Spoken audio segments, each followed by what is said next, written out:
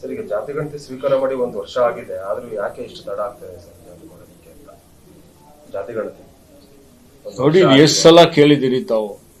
ಇವತ್ತು ಅದಕ್ಕೆ ಅದು ಪ್ರಸ್ತುತನೇ ಇಲ್ಲಲ್ಲ ಈಗ ಸದ್ಯಕ್ಕೆ. ಸೇಮ್ ಹೇಳಿದ್ರು ನೆಕ್ಸ್ಟ್ ಕ್ಯಾಬಿನೆಟ್ ಆಗಿ ಅದನ್ನ ತರ್ತೀವಿ. ಮುಖ್ಯಮಂತ್ರಿಗಳು ತೀರ್ಮಾನ ತಗೊಳ್ತಾರೆ. ಈಗಾಗಲೇ ಮಾನ್ಯ ಮುಖ್ಯಮಂತ್ರಿಗಳು ಹೇಳಿದ್ದಾರೆ, ಇವತ್ತು ಯಾವ ಸಮುದಾಯಕ್ಕೂ ಅನ್ಯಾಯ ಆಗ್ಲಿಕ್ಕೆ ಬಿಡೋದಿಲ್ಲ ಅನ್ನುವಂತ ಭರವಸೆಯನ್ನು ಕೊಟ್ಟಿದ್ದಾರೆ. ಅದಕ್ಕೆ ಮುಗೀತು. ಮತ್ತೆ ಯಾಕೆ ನೀವು ಅದರ ಬಗ್ಗೆ ಆತಂಕ ಪಡ್ತೀರಿ? ವಿಳಂಬಕ್ಕೆ ಯಾಕೆ ಕಾರಣ ಅಂತ ಸರ್? ನೋಡಿ, ಸಮಯೋಚಿತವಾಗಿ ತೀರ್ಮಾನ ಆಗ್ತದೆ. ಸರ್, ನಿನ್ನೆ ಒಂದು ಕಾರ್ಯಕ್ರಮ ನಡೆದಿತ್ತು ಸರ್ಕಾರದ ವತಿಯಿಂದ, ಕೈವಾರ ತಾತಯ್ಯ ಅವರ ಜಯಂತಿ. ಅಲ್ಲಿ ನಿಮ್ಮ MLA ಅಂದ್ರೆ ಪ್ರದೀಪ್ ಈಶ್ವರ್ ಅವರು MP PC ಮೋಹನ್ ಅವರಿಗೆ ಇರ್ಬೋದು, ಜೊತೆಗೆ ಅಲ್ಲಿ ಬಿಜೆಪಿ ಕಾರ್ಯಕರ್ತರು ಇರ್ಬೋದು, ಇದು ಸಿದ್ದರಾಮಯ್ಯ ಅವರ ಸರ್ಕಾರದ ಕಾರ್ಯಕ್ರಮ, ನಿಮ್ಮ ಅಪ್ಪಂದು ಕಾರ್ಯಕ್ರಮ ಅಲ್ಲ ಅನ್ನೋ ಲೆಕ್ಕಾಚಾರದಲ್ಲಿ ಹೇಳಿದ್ದಾರೆ. ನೋಡಿ, ನಾನು ಪದ ಬಳಕೆ ಬಗ್ಗೆ ಪ್ರತಿಕ್ರಿಯೆ ಕೊಡೋದಿಲ್ಲ. ಸಿದ್ದರಾಮಯ್ಯನವರ ಸರ್ಕಾರ ಕಾಂಗ್ರೆಸ್ ಸರ್ಕಾರ ಎಂಬುದರಲ್ಲಿ ಇವತ್ತು ಏನ್ ತಪ್ಪಿದೆ? ಸಿದ್ದರಾಮಯ್ಯನವರ ಸರ್ಕಾರ ಕಾಂಗ್ರೆಸ್ ಸರ್ಕಾರ ಇದೆಯಾ ಅಥವಾ ಇಲ್ಲ? ನೀವೇ ಹೇಳಿ. ಸತ್ಯ ಇದ್ದಿದ್ದು ಹೇಳಿದ್ದಿದೆ.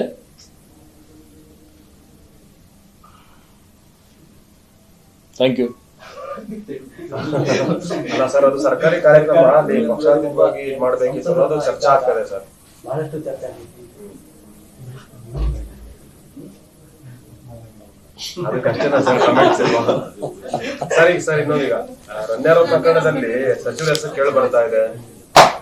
ಎಲ್ಲಾ ಊಹಾಪೋಹಗಳು. ನಮ್ಮ ಸರ್ಕಾರ ಪಾರದರ್ಶಕವಾಗಿ ತನಿಖೆ ಆಗಬೇಕು ಅನ್ನೋಂಥದ್ದು ಒತ್ತಾಯ ಮಾಡ್ತಾನೆ ಬಂದಿದೆ.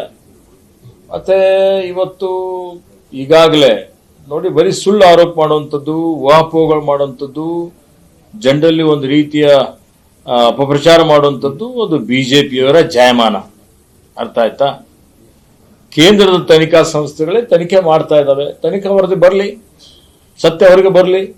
ಸುಳ್ಳು ಅವರಿದ್ದಾರೆ, ಇವರಿದ್ದಾರೆ, ಎಲ್ಲಿದ್ದಾರೆ? ಯಾರು ನೋಡಿದಾರಾ? ಯಾರ ಹತ್ರ ಪುರಾವೆಗಳಿದಾವ? ಏನೂ ಇಲ್ಲದೆ ಗಾಳಿಲಿ ತೇಲ್ಬಿಡೋದಾ? ಹಿಂದೆನೂ ಹೀಗೆ ಮಾಡಿ ಜನರದೆಲ್ಲ ಸಮಯ ವ್ಯರ್ಥ ಮಾಡಿದ್ರಲ್ಲ ಬೇರೆ ಬೇರೆ ಪ್ರಕರಣಗಳಲ್ಲಿ. ಮತ್ತೆ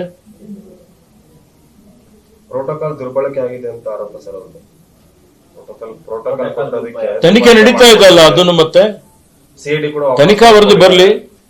ಸಿಐಡಿಗೂ ವಾಪಸ್ ತಗೊಂಡಿದ್ದಾರೆ ಸರ್. ಅಲ್ಲ, ಒಂದು ತನಿಖಾ ಸಂಸ್ಥೆ ತನಿಖೆ ಮಾಡ್ತಾ ಇದೆ, ಅದು ವರದಿ ಬರಲಿ ಅಂತೇಳಿ ಸರ್ಕಾರ ಕಾಯ್ತಾ ಇದೆ.